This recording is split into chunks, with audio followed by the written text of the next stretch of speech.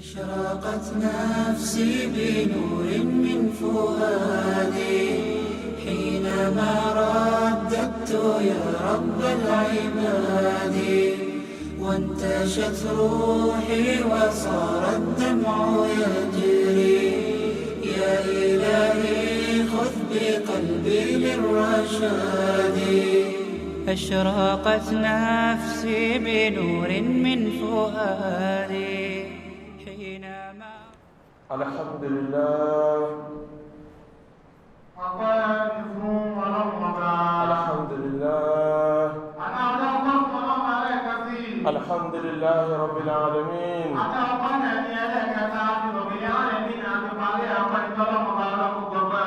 الحمد لله غافر الذنب وقابل التوب شديد العقاب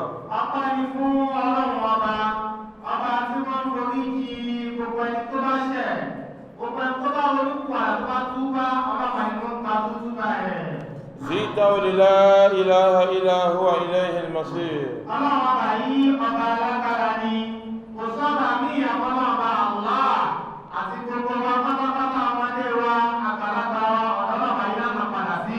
أشهد أن لا إله إلا الله وحده لا شريك له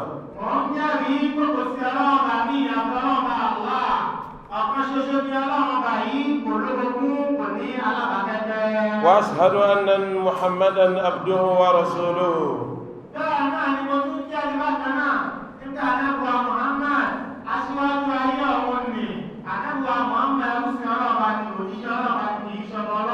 خير من صلى وصام وقنت لربه وقام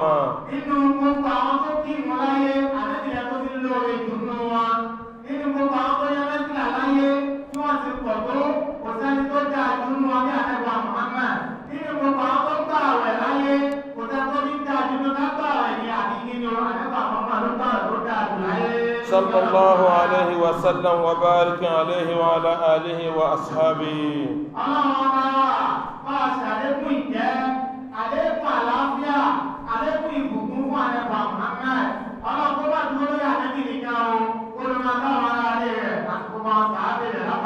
ومن اهتدى بهداهم إلى يوم الدين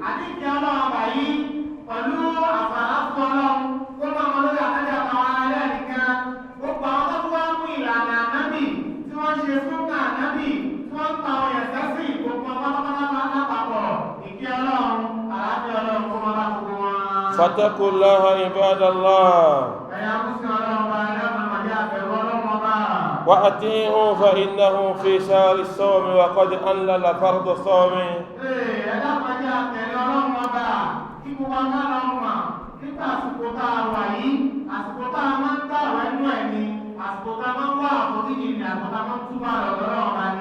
بالتقوى فمن مقاصده وقوعها من العباد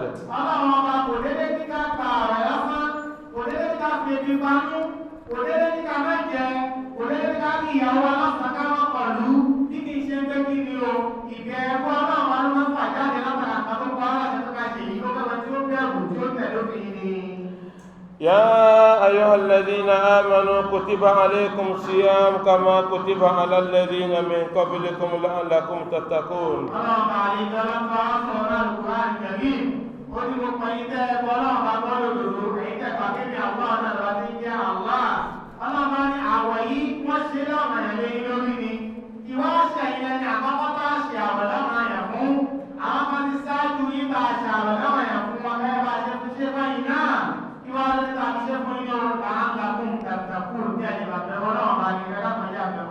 ربكم جل في علاه عظيم العفو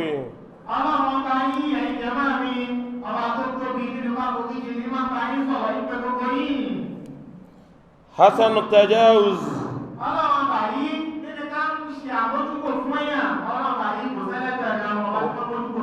واسع المغفرة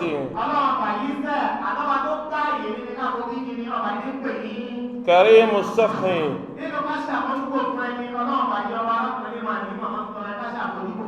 عظيم المن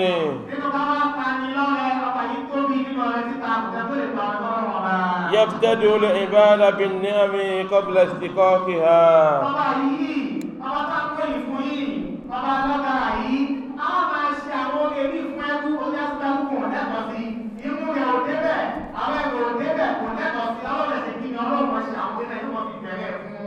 ويبسط يداه بالليل ليتوب مسيء النهار ibi tó lọ bá tá ń pè fún yìí ibi tó tààdú dé tó bá di òru àwọn tẹ ọwọ́ méjèèjì àwọn ọmọ ṣe kí ni àwọn pèpè gbogbo ẹ̀yin tẹ́ bá bá tú bá gbogbo tẹ ọ̀fọ́ ṣe láì dá ọlọ́ọ̀bá lọ́yà ẹ̀rọ tó àforíjì. ويبسط يداه بالنهار ليتوب مسيء الليل tó bá tó wá di kí tó bá tó wá di ọ̀sán àwọn tó fi òru ṣe ìkà tó fi òru ṣe àìdá ọlọ́run tó tẹ́wọ́ méjèèjì ẹ báyìí yóò tún ṣíkà gbogbo ẹ̀yin tẹ́ òru ṣe tí ò dá ẹ̀ṣẹ̀ kí ni o ẹ̀wà tuntun bá ó ti bá wọn tẹ́wọ́ sílẹ̀ níwájú lápapọ̀ pé ẹ̀yin tẹ́ ọ̀sán ṣe tí ò dá ẹ̀ṣẹ̀ kí ni ẹ̀tọ́ àforíjì tílẹ̀ wọn tún wá mọ́ ọlọ́run tó wá sílẹ̀kùnlẹ̀ á tún tẹ́wọ́ ìmẹ́lẹ́ àkọ́kọ́ ẹ̀yin tẹ́ tó wá fi òru ti ilé ìfiṣe tí ò dá ìfiṣe tí ò ní ọlọ́run ọ̀fẹ́ ẹ̀yin ẹ̀tọ́ àforíjì ọba àdínlọ́wọ́ aláforíjì. عباد الله لو أن من أذنب ذنبا لم يقبل توبة حتى يلئن ذنبه على الملأ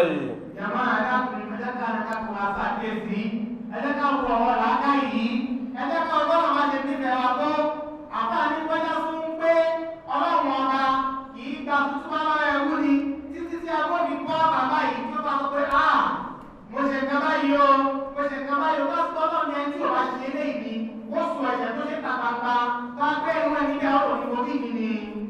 فكم من ذلك من الأسرة والحجر ẹ̀yin náà wọ́n dákun dúkù nínú àwọn láàmú ni ọ̀pọ̀ èèyàn yóò kú lẹ́sẹ̀ mélòó mélòó ẹ̀ tó lè kọ́ ta pé àyèmí lágbájá wo lọ sí kẹ̀kẹ́ pé lánàá èmi tàbí tó ṣe nǹkan báyìí lánàá wọ́n á kọ́ lọ́wọ́ ṣe ní májẹ̀mú pé ẹ̀ tó bá dẹ́ṣẹ̀ tí ò bá ti sọ ẹ̀ṣẹ̀ ń gbogbo ayé kiri foríjì ọ̀pọ̀ èèyàn yóò kù sí kiri o yóò kù láì pẹ̀lẹ́ṣẹ̀ ni ọlọ́run wá ṣe bẹ́ẹ̀ ọlọ́run iṣẹ́ àjẹkù wà láàmì ẹ̀mí àti ẹ̀kọ́ àforíjì máa foríjì ẹ̀. أو أن ذنبه يكتب على خبيبه حتى يراه الناس كل يوم ìjọba ẹ̀dá pọ̀jẹ́ ká fún yàrá làákàyè ká fún orí tó bí ọlọ́run ọba káwọn ọkọ̀ àjọ ọlọ́run ọba ọlọ́run tún sọ pé sẹ̀ bọ́lá fún pé mo fi àdáwò kàn yín pé gbogbo bá ti ṣẹ̀ṣẹ̀ kan yálà ó ṣe ṣì náà ni ohun ti ní bí wà ní káwọn ẹ̀dá kọ́kọ́ sí eyín ẹ̀ báyìí bẹ́ẹ̀ tó gbogbo yóò máa ń kà lára rẹ̀ wá sí pé bẹ́ẹ̀ mo ṣe ṣe fún yín. فكم في ذلك من الخجر والفضيحة ẹ̀dá kan ẹ̀wò yẹn kan tó mọ̀ kàn yín ẹ ò tí tí ó mọ̀ kàn yín àmọ́ kì í ṣe gbogbo lè fún yín mo ṣàánú yín mo lábàá láti ṣe bẹ̀ fún yín pẹ̀lú láti dẹ́ṣẹ̀ kan yóò máa fara ṣẹ̀ báyìí yóò máa ṣe bí ẹ̀mí kì í ṣe bẹ̀ fún yín mo wá tọ ọlọ́run yín kó lágbà rẹ̀ ta àforíjì ẹ̀ ń tọ́ ẹ̀mọ̀bẹ̀wọ̀ ọlọ́run. كان الإمام محمد بن واسع رحمه الله àbáàgbà káàpẹ́ ní Muhammadu wáṣí ọlọ́kùnrin akẹ́kọ̀ọ́ náà sọ̀rọ̀. وهو في العلم àbáàgbà kò ní àbóní mímọ́ ni. والورع nínú ká ní àṣàjẹ́ ká má jẹ̀jẹ̀ kú di àbájẹ́ kan bẹ́ẹ̀. والزهد àní nínú ká ní ayé sá ká máa sá fún gbogbo àtúnwá ayé àbájẹ́ kan bẹ́ẹ̀. والتقوى àbájẹ́ fún ọjọ́ tí wọ́n bẹ̀rù ọlọ́run. يقول àbájẹ́ wọn sọ̀rọ̀ ká jọ kan pé. لو كان للذنوب ريح ما استطاع أحد منكم ó ní ẹ̀yin jẹ̀má mi àbájẹ́ ní òkú pọ̀ lẹ́yìn ó wá pẹ̀ àwọn jẹ̀má ẹjọ́ kan ní wọ́n ń sọ̀rọ̀ fún wọn. ó ní wọ́n lásìkò pé ẹ̀ṣẹ̀ tẹ́rí lásìkò ní òun tí máa ń mú òní ó ní kò sí kankan ní yín tí ó lè súnmọ́ èmi lábájá. فما أسانا أن نقول نحن jẹ̀má yà kí nǹkan àpáta ròyìn wọ́n ti mú àmú ni ẹ tó fẹ́ bọ̀ lọ́wọ́ bá ní ẹ tó ráyé sá ni nítorí wọ́n ń sọ lẹ́nu tiẹ̀ pé kí ni àwọn ìṣẹ̀lẹ̀ kékeré tó ń tiẹ̀ dá mẹ́yìn fojú rí i lásìkò máa ń mú òní ẹ̀rí lè súnmọ́ mi. bàbá àtàkùn fẹ́ bọ̀ lọ́wọ́ bá ti ṣe kí ni tí ń sọ àwọn ìlú túbá kí wàá ní àwa ìta àtẹ̀ṣe kí ni láàfà kankan. والله أعلم بما اقترفتنا من سيئات ẹ̀yin ọmọ ìyá mi máa ń sin wa ẹ̀dá kọjá àbẹ̀wò ọlọ́wọ́ bá gbogbo tẹ́ ẹ ṣe ní bọ̀wọ̀ ọlọ́ṣẹ́ kí ni ọlọ́ ní máa pa ẹ̀. يمشي الواحد منا أمام الناس وهو حسن ẹ̀yin jàmá mi ẹjẹ́ bá tún jọ wọlé ìbí ẹlòmíì nínú wa yóò ṣe kí ni yóò máa nà láàrin àwọn ènìyàn pẹ̀lú kí ni o pẹ̀lú aṣọ tó dáa pẹ̀lú ìsìn tó yá yìí. الشكل والباس tẹ́lá ti bá ẹ̀ ní àwọn èèyàn gbé síbẹ̀. نظيف الجسد والثياب àwọn ẹ̀ yóò máa tónítóní yóò wà dáadáa yóò lo ìmọ̀ tó dáa. طيب الرائحة bàbá ẹ̀ tí ó lò bàbá ẹ̀ lówó lá ní ó lò débi kó tó bá wọlé ọjà fínáfíná ni. وكله ذنوب خفيات لا يعلم بها إلا الله تعالى jàmá ẹ wá rí àkórí tó fi wọ̀nyẹ omi ẹ̀ṣẹ̀ ni kó lọ jí gbé ni ìbá tó pa ẹ̀ ó jì ni aṣọ tó wọ̀ fọ́ọ̀mù ó jì ni bàbá ẹ̀ pé kí tó lò ó jì ni ẹ̀rí kan síbẹ̀síbẹ̀ bá ọmọ ọlọ́kàwé àwọn ìpè ní èèyàn ló tọ́ sílẹ̀ yìí ẹ̀rí síbẹ̀síbẹ̀ náà kọ́ gbogbo ṣé kíkà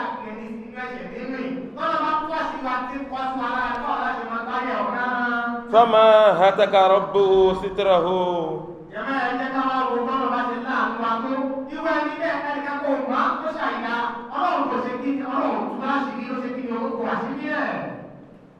ولا فده أمره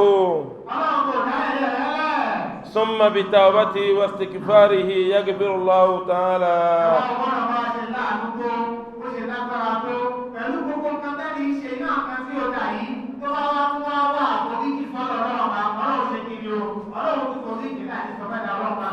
وما أعلم أحد بما كان بينه وبين ربه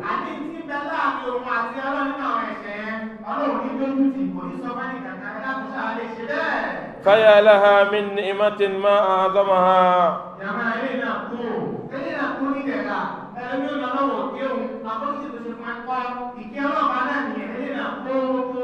ومنة ما أكبرها نحمد الله تعالى عليها وعلى سائر نعمه ومنته علينا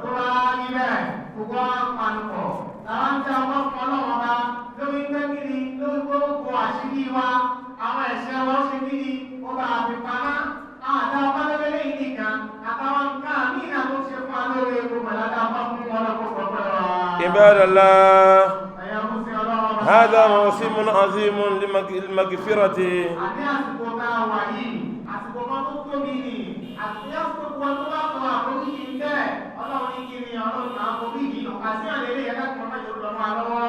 إذ قال رسول الله صلى الله عليه وسلم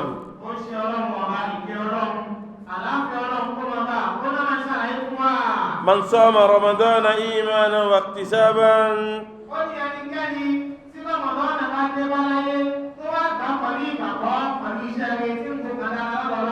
غفر له ما تقدم من ذنبه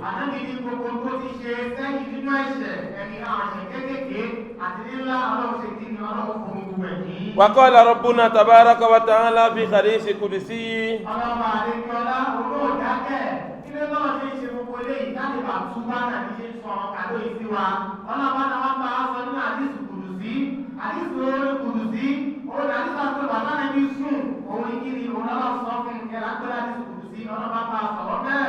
يا ابن آدم إنك ما دعوتني ورجوتني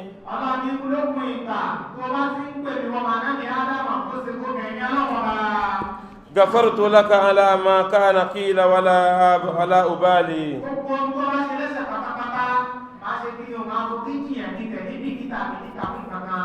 يا ابن آدم لو بلغت ذنوبك عنان السماء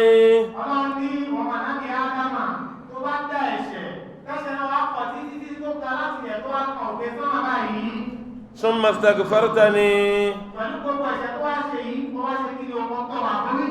غفرت لك ولا أبالي يا ابن آدم لو أتيتني بقراب الأرض خطيئا ثم لقياني لا تشرك به شيئا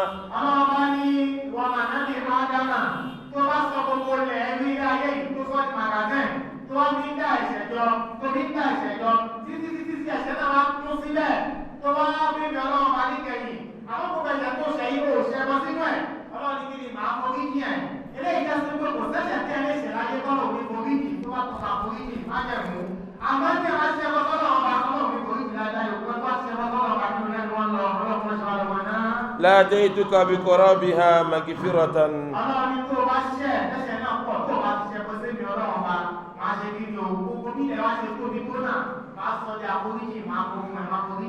رواه الترمذي.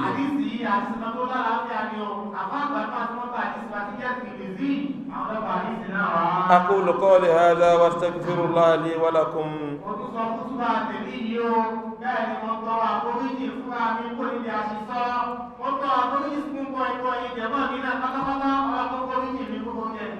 ولسائر المسلمين من كل ذنب فاستغفروه إنه هو الغفور الرحيم.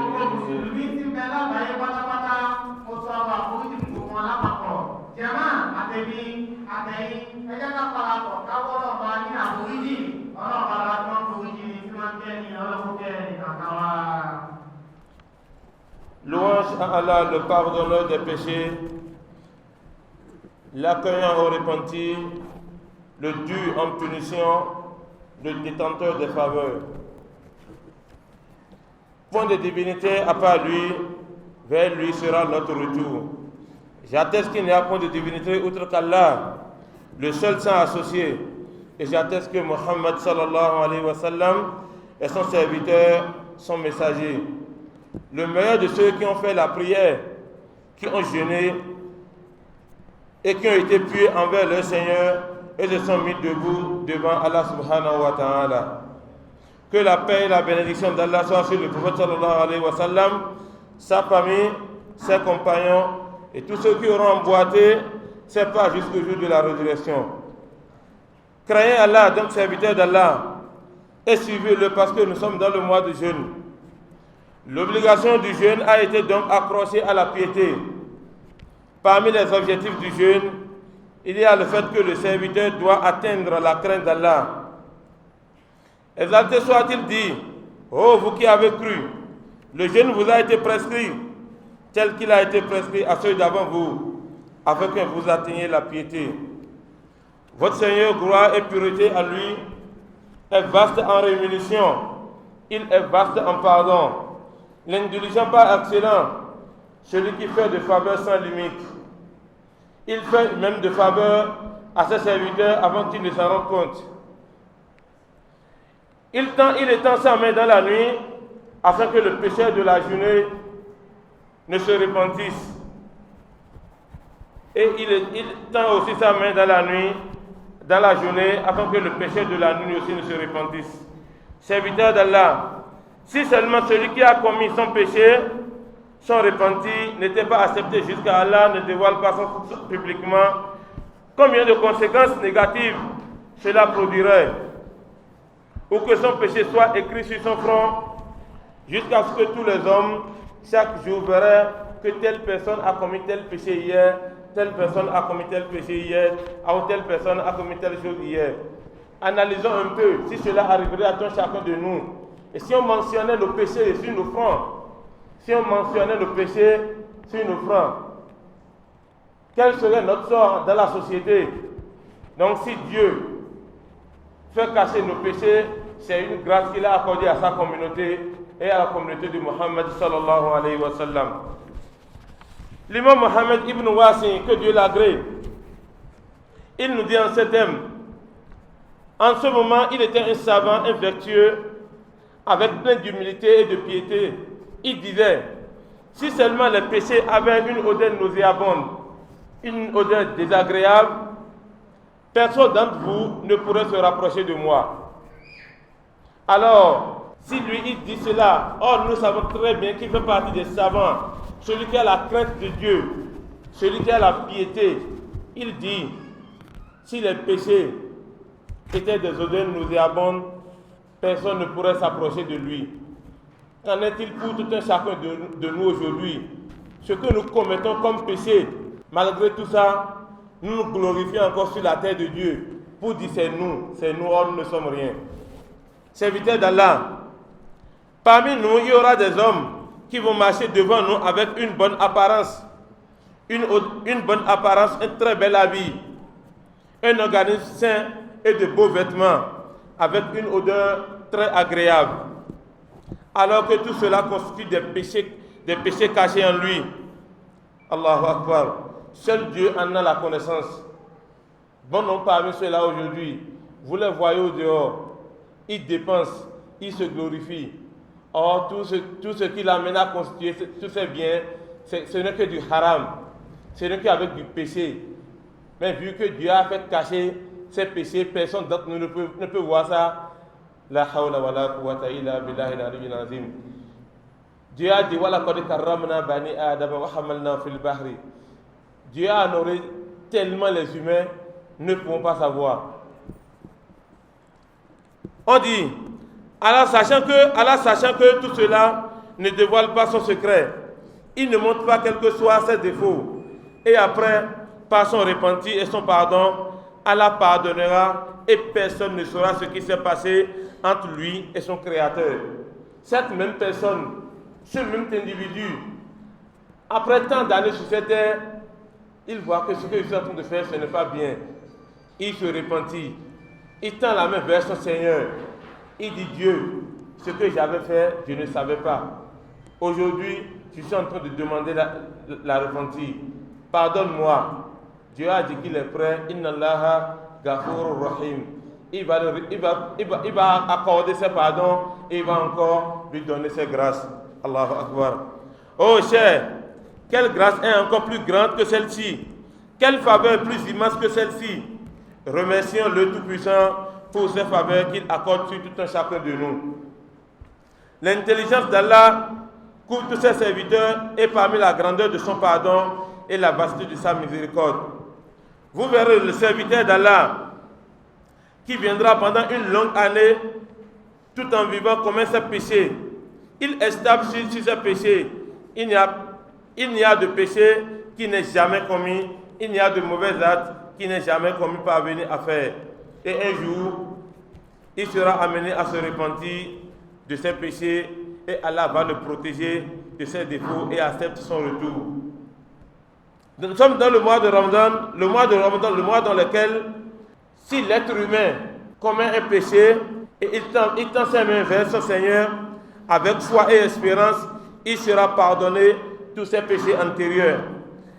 Exalté soit-il dit dans un hadith pour nous, ô toi fils d'Adam, chaque fois que tu m'invoques et tu places ton espoir en moi, je te pardonnerai de tout ce qui est en toi et j'en fais même sort. Il a dit qu'il est capable de nous pardonner toutes sortes de péchés si l'être humain reconnaît ses péchés et il se dirige vers son Seigneur. Seigneur, Allahumma, innaka afu tuhibbul afwa fa'fu anna. Dieu a dit certes, il est le pardonné et il va le pardonner. Après avoir le pardonné, il aura encore sa miséricorde et sa grâce sur cette terre. Nous demandons à Allah subhanahu wa ta'ala d'exaucer notre prière et qu'il nous compte parmi les meilleurs de ce bas monde et de l'au-delà. Nous sommes dans le mois de Ramadan. Toutes nos invocations, toutes nos bonnes actes nous sommes encore de mener, qu'Allah fasse que nos efforts soient couronnés de succès. La ilaha illallah. Tous ceux-là avec qui on a commencé le mois béni et qui ne sont plus sur cette terre, qu'Allah le Tout-Puissant leur accorde le paradis, qu'Allah le Tout-Puissant leur pardonne leurs péchés, et tous ceux-là qui sont malades, que le Tout-Puissant leur accorde la santé. La ilaha illallah. Le peu de temps qui reste devant nous, nous demandons à Allah subhanahu wa ta'ala de nous donner la foi, une foi sincère, pour que nous puissions affronter ce mois béni et pour que nous puissions beaucoup de Ramadan sur cette terre. La ilaha illallah. Allahumma taqabbal minna innaka anta samiul alim wa tub alayna ya maulana innaka antat tawwabur rahim. Rabbana ighfir lana wa li ikhwanina alladhina sabaquna bil iman wa la tajal fi qulubina ghillan lil ladzina amanu rabbana innaka raufur rahim. Allahumma salli wa sallim ala Muhammad wa ala ali Muhammad kama sallaita ala Ibrahim wa ala ali Ibrahim wa barik ala Muhammad wa ala ali Muhammad كما باركت على إبراهيم وعلى آل إبراهيم في العالمين إنك حميد مجيد وصلى الله على نبينا محمد وعلى آله وأصحابه وسلم سبحانك اللهم وبحمدك نشهد أن لا إله إلا أنت نستغفرك ونتوب إليك سبحان ربك رب العزة عما يصفون والسلام على المرسلين والحمد لله رب العالمين قوموا إلى صلاتكم يرحمني ويرحمكم الله. أشرقت نفسي بنور من فؤادي حينما رددت يا رب العباد وانتشت روحي